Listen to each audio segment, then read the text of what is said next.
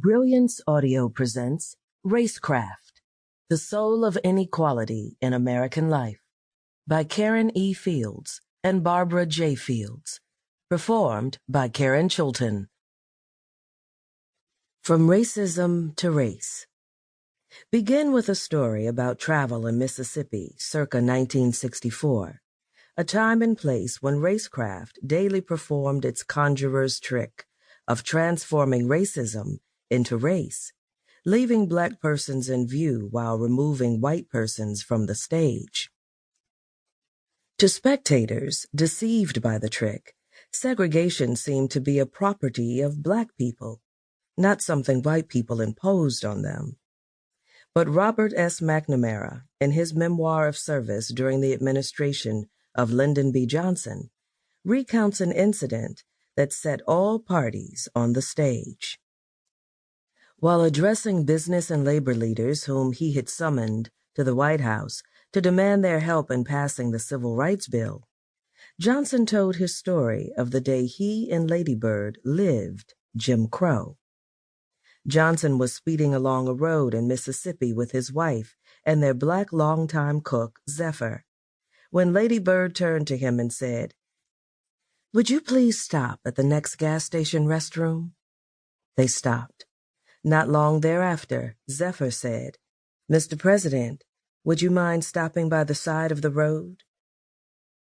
The president replied with his well-known earthiness, "Why the hell didn't you do it when Bird and I did?" Zephyr answered, "'Cause they wouldn't let me." Notice Zephyr's they. At that point in the story, LBJ pounded on the table and in a bitter voice said, "Gentlemen, is that the kind of country you want? It's not the kind I want." For a brief moment, Johnson had lived Jim Crow as Zephyr did. Ordinarily, white Southerners experienced Jim Crow as law and order, not as the ever-present disorder it was for black Southerners.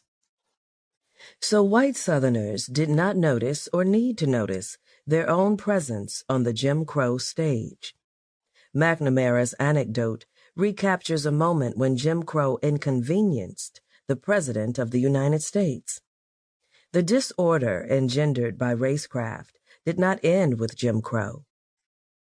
What better typifies it than being killed by mistake, as happened not long ago to an Afro-American police officer. While pursuing a car thief, the officer was shot to death by a white brother officer, who took him for a criminal. The instant, inevitable, but, upon examination, bizarre, diagnosis of many people is that black officers in such situations have been killed because of their skin color. But has their skin color killed them? If so, why does the skin color of white officers not kill them in the same way? Why do black officers not mistake white officers for criminals and blaze away, even when the white officers are dressed to look like street toughs? Everyone has skin color, but not everyone's skin color counts as race, let alone as evidence of criminal conduct. The missing step between someone's physical appearance and an invidious outcome is the practice of a double standard. In a word, racism. It was his fellow officer, not his skin color, that caused the black officer's death. Even so, the fellow officer was devastated by his error and its fatal consequence.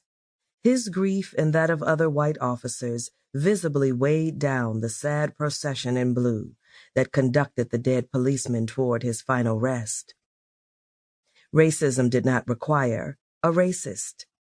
It required only that, in the split second before firing the fatal shot, the white officer entered the twilight zone of America's racecraft.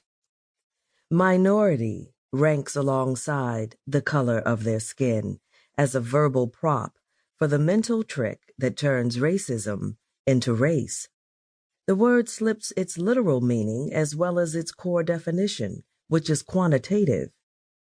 Vice President Spiro Agnew once demonstrated the trick unconsciously.